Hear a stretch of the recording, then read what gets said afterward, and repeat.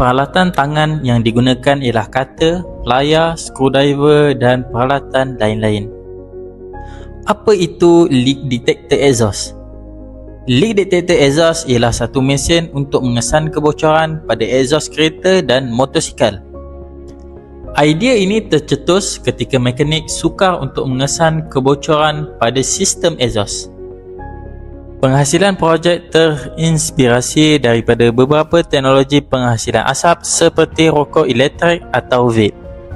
Seperti sistem rokok elektrik, kami menggunakan nichrome wire untuk memanaskan kapas bagi menghasilkan asap yang digunakan untuk mengesan kebocoran pada sistem exhaust. Menggunakan crocodile clip untuk menyambungkan wayar bagi memudahkan penyambungan daripada gelong pemanasan kepada bateri. Membuat terminal penyambungan wayar positif dan negatif pada tangki. Menyambung gelong pemanas pada setiap terminal positif dan negatif di dalam tangki.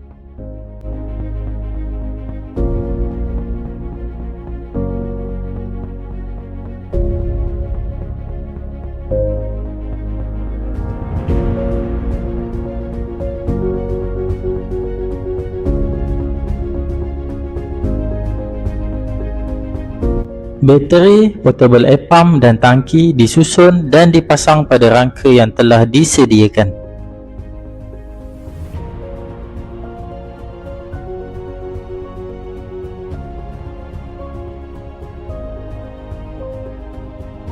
Switch on off dipasang untuk mengawal aliran elektrik dari bateri ke gelong pemanas.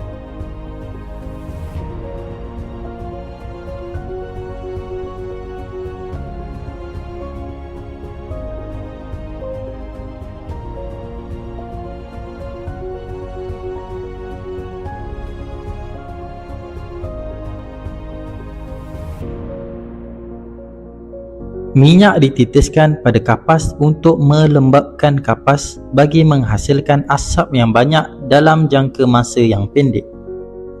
Komponen diuji bagi memastikan bahan berfungsi dengan baik.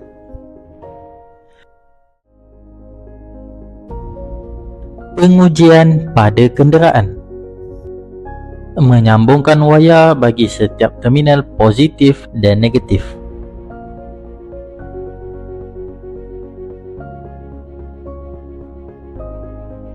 Minyak disukat untuk memastikan kuantiti yang perlu digunakan.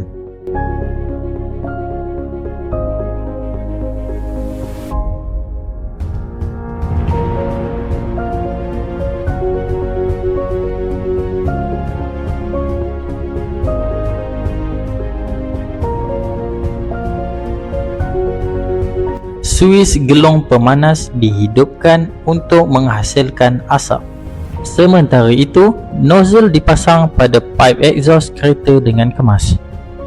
Selepas asap terkumpul, hidupkan suis portable air pump untuk menghantar asap pada tangki ke sistem exhaust kereta. Asap yang ditolak oleh portable air pump akan memasuki sistem exhaust.